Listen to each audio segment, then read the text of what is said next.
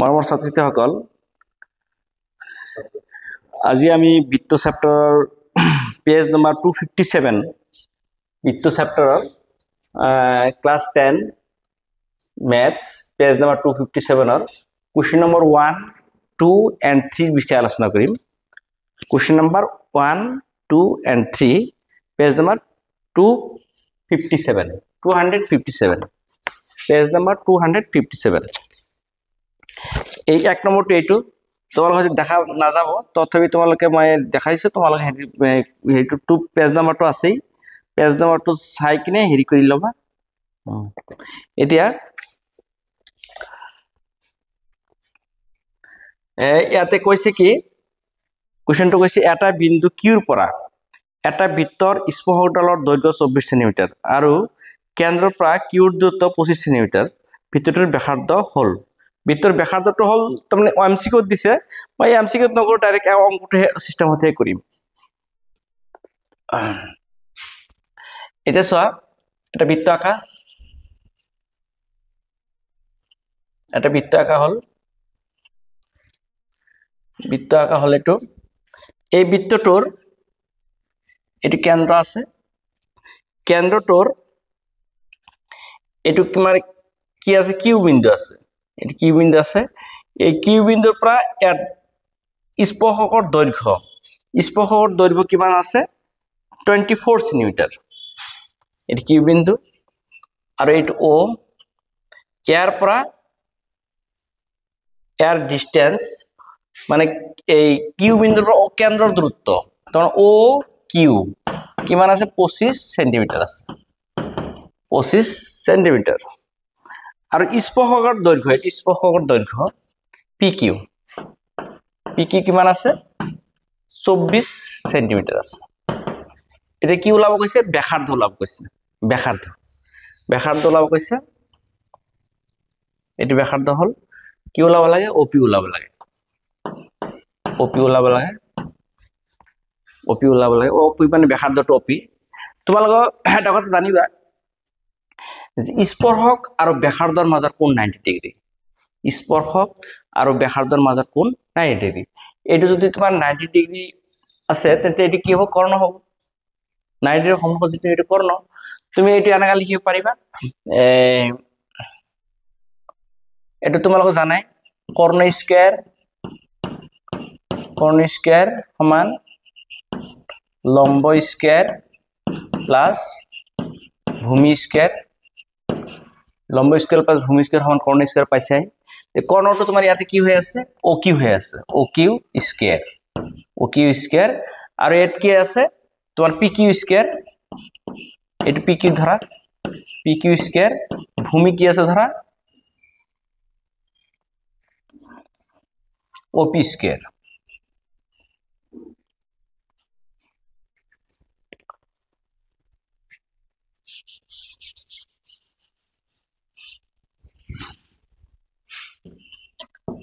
OP square is equal to O Q square.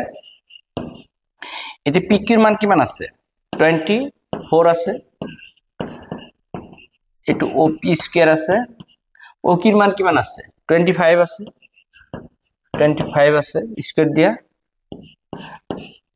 এটা রাখি দিয়া, 25 কিন্তু কিমান হ'ব, 625 হ'ব।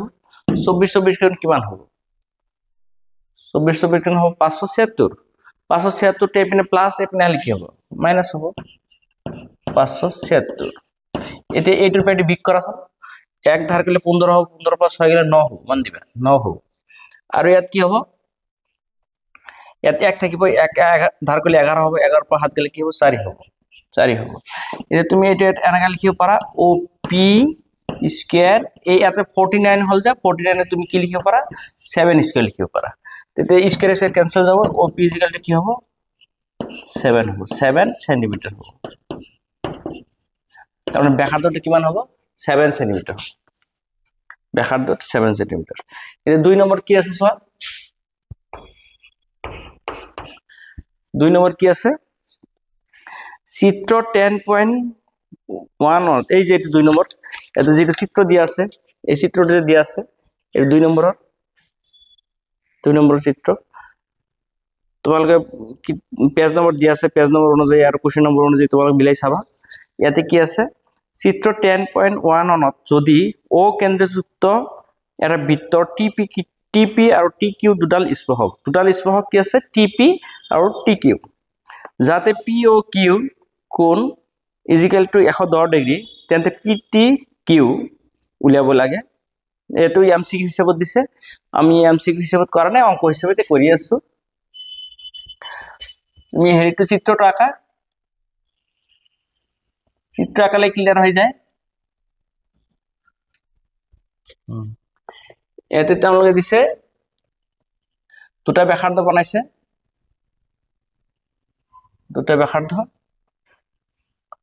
ইয়াৰ পৰা তোমাৰ কি হ'ব, দুটা স্পৰ্শক আঁকিছে, দুটা স্পৰ্শক আঁকিছে।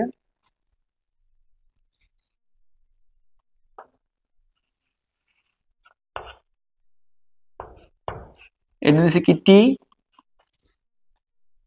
ইয়াত দিছে পি, ইয়াত দিছে কিউ। এই কোণটো দিছে 110 ডিগ্ৰী। এতিয়া কি ওলাব লাগে, পিটি কিউ ওলাব লাগে। আচ্ছা, তুমি এইটো চোৱা, এই পি অ কিউ টি এটা চতুৰ্ভুজ হৈছে, পি অ কিউ টি এটা চতুৰ্ভুজ হৈছে। মন দিবা, পি অ কিউ টি চতুৰ্ভুজৰ চাৰিটা কোণ আছে। চতুৰ্ভুজৰ চাৰিটা কোণৰ মান কিমান ডিগ্ৰী, 360 ডিগ্ৰী। তেন্তে এইটো কোণ কিমান ডিগ্ৰী আছে, এইটো 90 ডিগ্ৰী আছে। এইটো ব্যাসাৰ্ধ, এইটো স্পৰ্শক। তোমালোকে এইটো অংকতে কলো যে ব্যাসাৰ্ধ আৰু স্পৰ্শকৰ মাজৰ কোণ সদায় 90 ডিগ্ৰী। এইটো ব্যাসাৰ্ধ, এইটো স্পৰ্শক, এই ইয়াৰ কোণটো মান কিমান ডিগ্ৰী হ'ব, 90 ডিগ্ৰী হ'ব। 90 ডিগ্ৰী লিখা, 90 ডিগ্ৰী প্লাস এইটো কোণৰ নাম কি হ'ব, মাজত পেলালে হ'ল, মাজত পেলাই পি টি কিউ লিখা, পি টি কিউ। তাৰপিছত এইটোৰ পিছত এইটো কোণ আহিব, এইটো কোণ কি হ'ব, এইটো কোণ, এইটো ব্যাসাৰ্ধ, এইটো কি স্পৰ্শক, ব্যাসাৰ্ধ আৰু স্পৰ্শক মাজৰ কোণ কিমান ডিগ্ৰী, 90 ডিগ্ৰী। তাৰপিছত এইটো কোণ আহিব, এইটো কোণ কিমান ডিগ্ৰী দিয়া আছে, 110 ডিগ্ৰী দিয়া আছে। মুঠ কিমান হ'ব, 360 ডিগ্ৰী হ'ব, 360 ডিগ্ৰী হ'ব।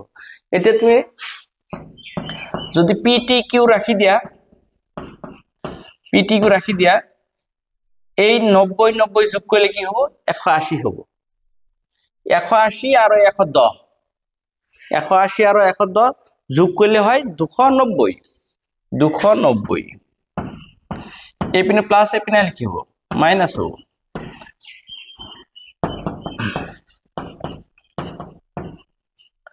এই বিয়োগ কৰা 10ৰ পৰা, 0ৰ পৰা 0 গ'লে 0ই হ'ব। ইয়াত তুমি 16 ধৰা, 16 ধৰিলে 16 পৰা 9 গ'লে কি হ'ব, 7 হ'ব। এইটো হ'ব 70 ডিগ্ৰী হ'ব। তুমি এইটো জানিবা, এইটো 90 90 180, 360 পৰা 180 মুখে মুখে কৰিব বিচাৰিছে যদি, তেন্তে এইটো কৰিবা 90 90 কি হয়, 180 হয়। এই 180 360 পৰা 180 বিয়োগ কৰিলে কি হয়, এই তোমাৰ 180 ডিগ্ৰী থাকে। তো এইটো 110 ডিগ্ৰী হলে এইটো কি হ'ব, 70 ডিগ্ৰী হ'ব। বা এইটো যদি তোমাৰ 100 ডিগ্ৰী হয়, এইটো 80 ডিগ্ৰী হ'ব।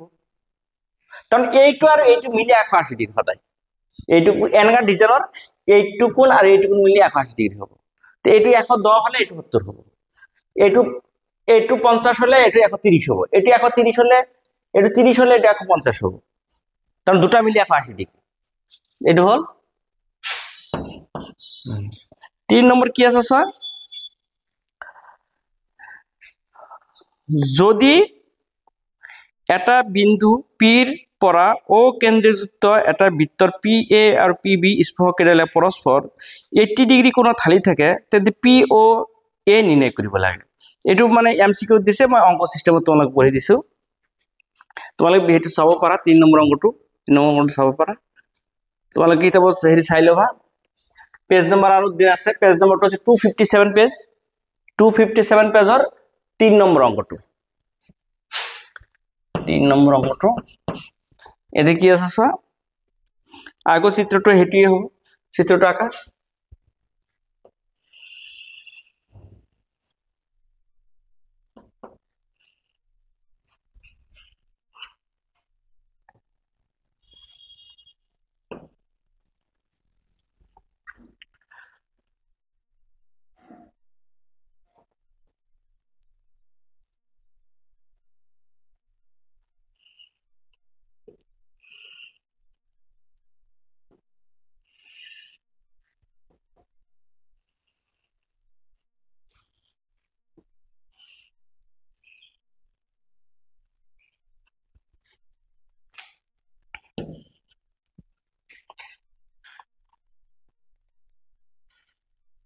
কেন্দ্র ও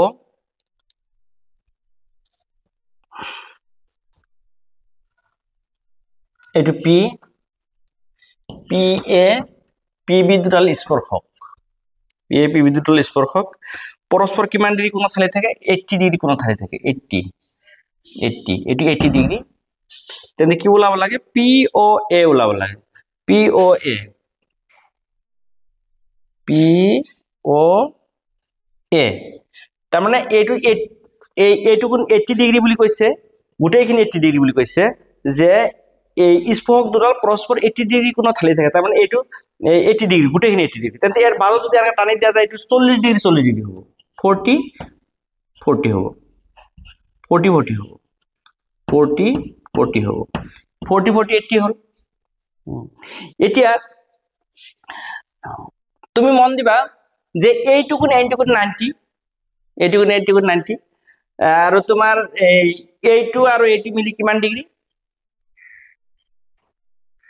180 ডিগ্রি বুলি কৈছো তেন্তে 180 এইটো যদি 80 হয় তেন্তে এই গোটেইখিনি কিমান হ'ব গোটেইখিনি হ'ব 100 ডিগ্রি তেন্তে এটা ভাগ কৰিলে কিমান হ'ব 50 হ'ব মন দিবা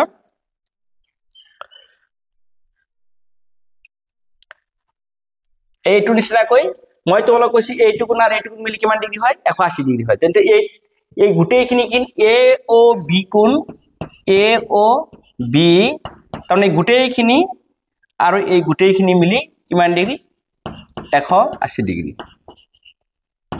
180 ডিগ্ৰি 180 ডিগ্ৰি এতিয়া তোমাৰ সোয়া এই যে এ পি বি কিমান দি আছে এ পি বি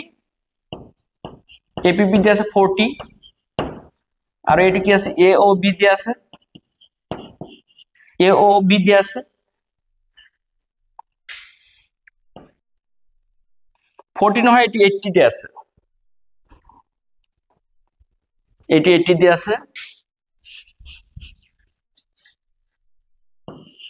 এটো 80 দি আছে ইকুয়াল টু কি হবে 180 ডিগ্রি হবে তাহলে তোমার এ ও বি কিমান হবে এ ও বি কিমান হবে এই 180 এর প্রায় 80 টু মাইনাস হবে 180 মাইনাস 80 হবে মাইনাস 80 হবে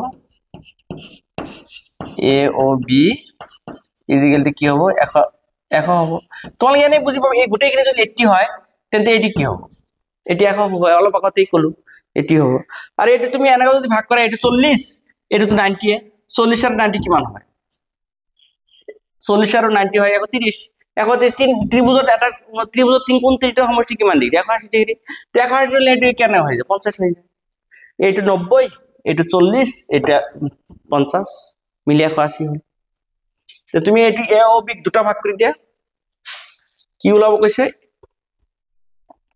কি ওলাব দিছে পি ও এ এইটো ওলাব দিছে তে তুমি এইটো তুমি কি লিখিব পাৰা 2 পি ও দিব পাৰা তখন দুটা ভাগত ভাগ হৈছে যে 2 পি ও এ সমান 100 ডিগ্রি তেতিয়াকে কি হ'ব P O A equal to কি হ'ব 50 ডিগ্রি হ'ব